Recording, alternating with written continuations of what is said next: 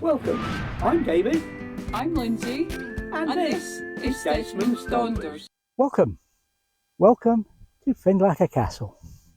Our second evening here. Lindsay joined us last night, and it's a little bit windy.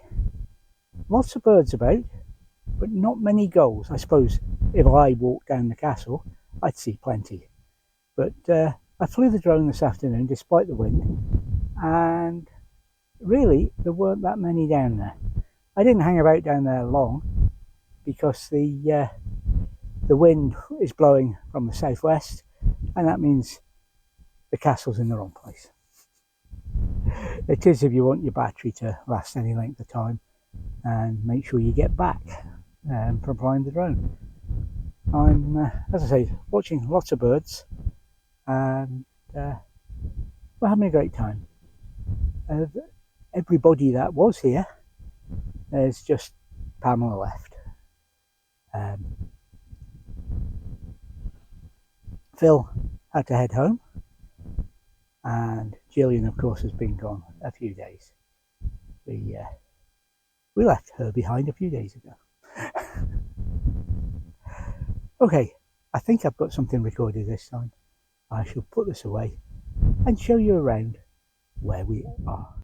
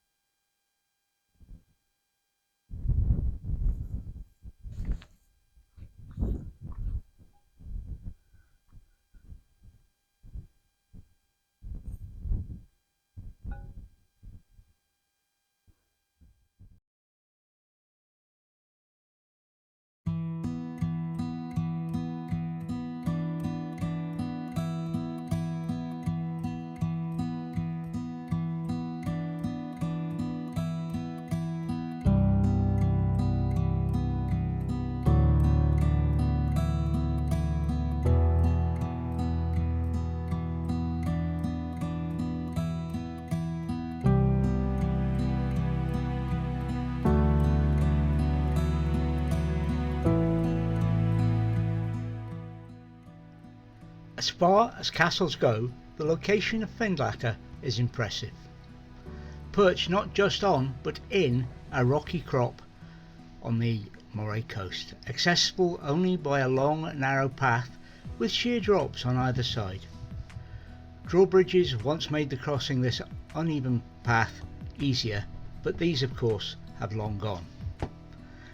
A castle has stood on the site since Viking times, with the name Findlater coming from the Norse words fen, meaning white, and lita, meaning cliff, which relates to the local quartz rock, which can give exposed cliffs a white appearance. The earliest record of the castle is from 1246, with it being fortified in the 1260s by King Alexander III in preparation for an expected attack along the Moray coast by King Haakon IV of Norway.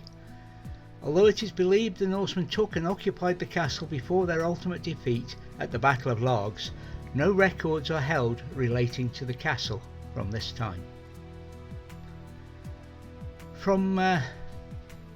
As it's only recently we've been here before, below in the description will be more text of the history.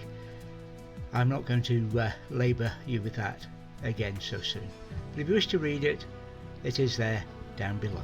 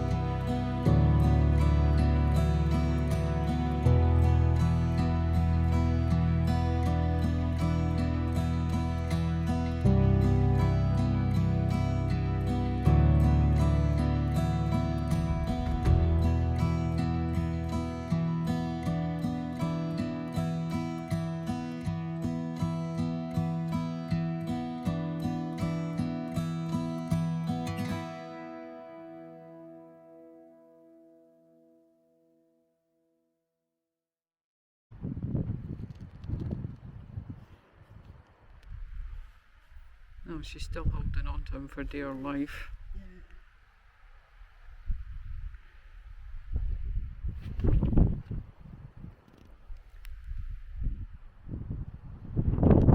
Sorry about the wind, folks, but it's a tad windy here. It's not cold, it's kind of weirdly warm. Here we are at Findlater, and we are just watching a couple trying to get down the hill to go into the castle. I think they've gone the wrong way. Oh, here they come.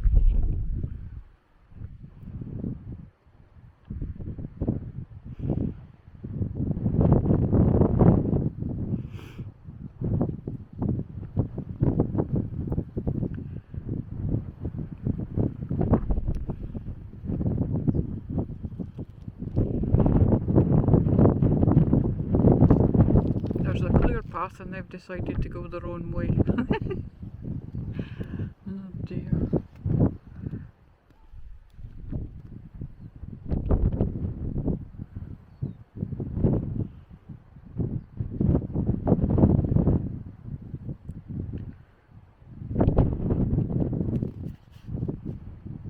I hope you think it's worth it when you get there.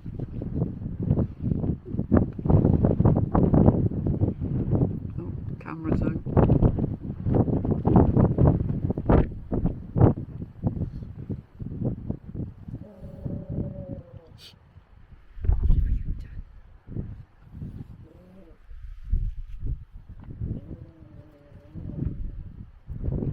Okay, enough of the struggling.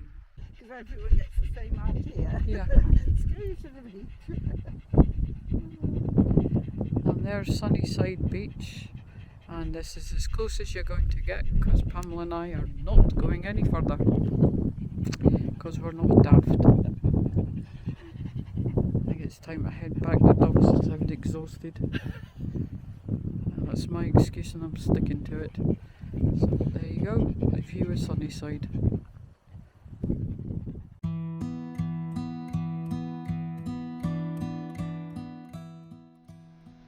No, you're not seeing a strange new change to the castle. Lindsay and Pam decided to take advantage of the fact there was an extra vehicle and went off to see Duff House. I stayed to fly the drone, etc, etc. So what you see and hear now are what occurred visiting and seeing the inside of Duff House.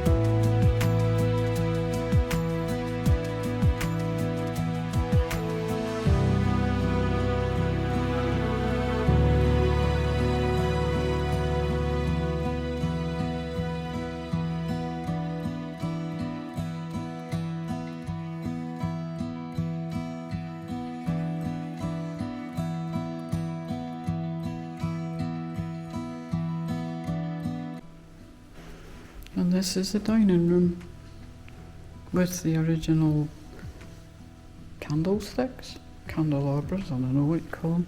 It's the original china, which is from China, and the camera's not playing. There you go.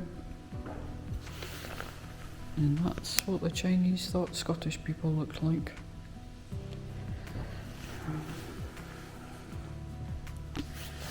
And it's just money. Lots and lots of money. I don't know who she is. So we're allowed cameras, just not flash guns. It's enough light in here, you don't need it. And that's Dorothy, Countess of Fife. Was that the one that liked the chintz? Yes. Oh God. Oh, I've gone off her. I don't like chintz. It's just a bit enough. Right. So, I don't think it's jade. No. I'm really not sure why it's there. Come back. Go down. Are they Chinese or are they Japanese? I think they're Chinese. No, the frog's definitely something quite weird. Yes. I'm not sure what you're doing now, but you just look completely out of place.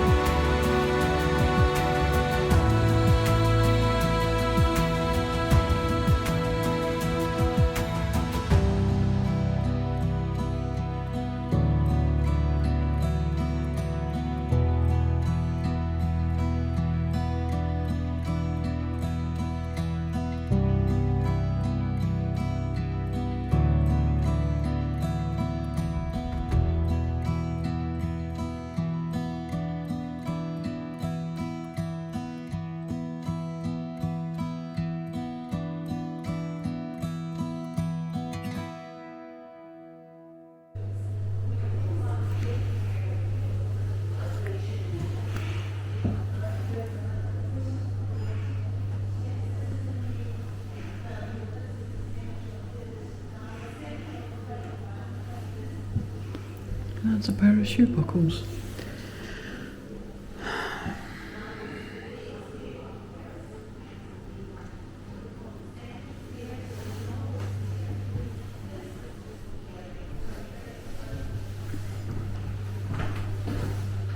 It's good practice for trying to wheel a bit slowly. I've given up.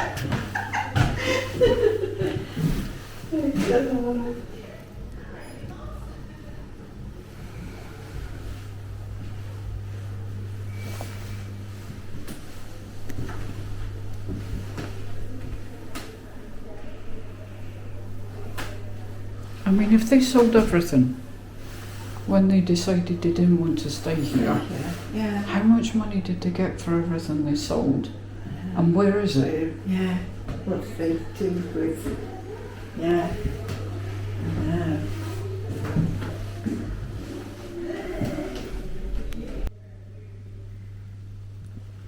What's this called? The drawing room?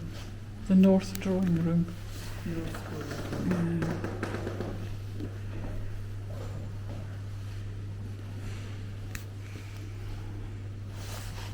Pair of seats are different colours. One of them's blue and one of them's red.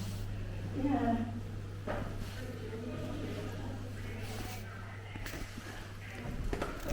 And she's rather pretty.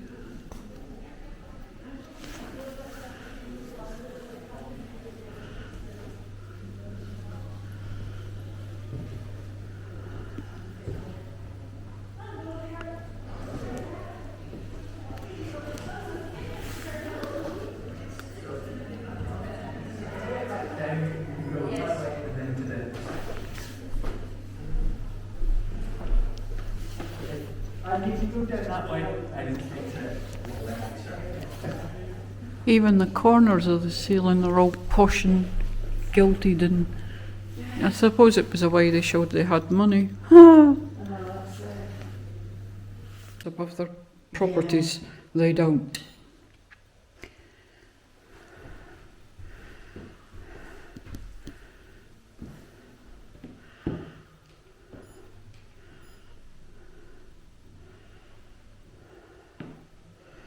that would have been something else. It was. But could you imagine the upkeep? When we were in... Where's the other one I went to that's a big house? Haddow's quite big. It could have been Haddow. Has Haddow got the fancy stairs? Oh yeah. Yes, it would have been Haddow then.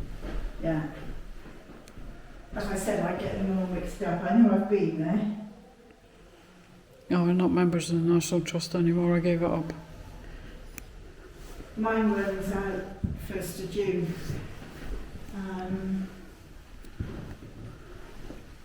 So I don't know whether I'll renew it.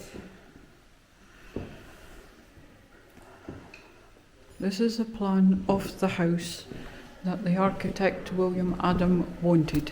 He didn't get it because him and the first Earl fell out. So the east wing and the west wing were never made. And the staircase at the back of the house was never made neither.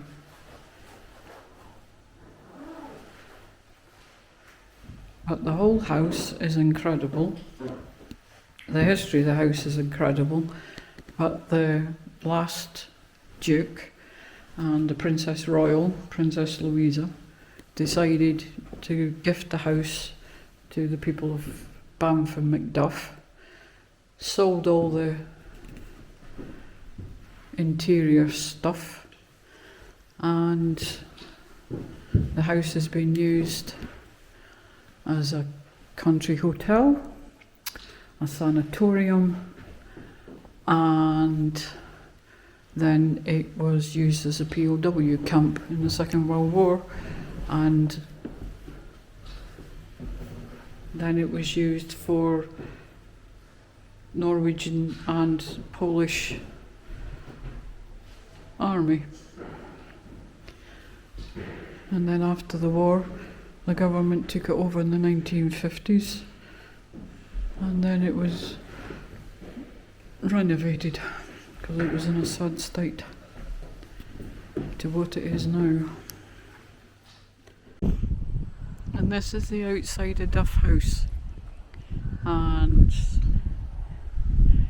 the middle arch is the door for the not very important visitors. The balustrade stairs and the double French doors at the top are for the important visitors, and the servants had a side door, except we can't get down the side doors because the Harris fountain is there.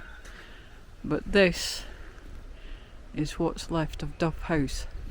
The plans that Adam had for it was 2 wings, and I think it would have been incredible. They started being renovated by the National Historic Scotland and other groups in the 1990s. I don't think they would even contemplate taking something this big on anymore. 1, they don't have the craftsmen to do it, and 2, I don't think they'd have the money. It's so sad. And this would be the grounds of Duff House, which you've seen before from our previous video. That's it. Pamela and I have done the inside.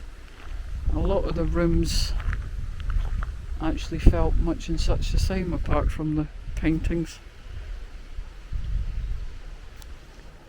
But most of the stuff that's in there is borrowed. It's on loan from other people, because the original products, the original belongings got sold by the last Duke and the Princess Louisa, because they didn't think the house was big enough. But as she was used to Buckingham Palace, it's no wonder she thought it was small. But that's it. That's the visit to Duff House. Thank you for watching Desmonds Donders. And whatever you're doing in the countryside, please take nothing but memories and leave nothing but tracks.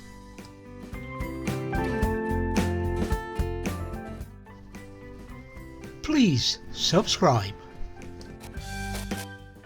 and ring that bell to be notified of our future videos.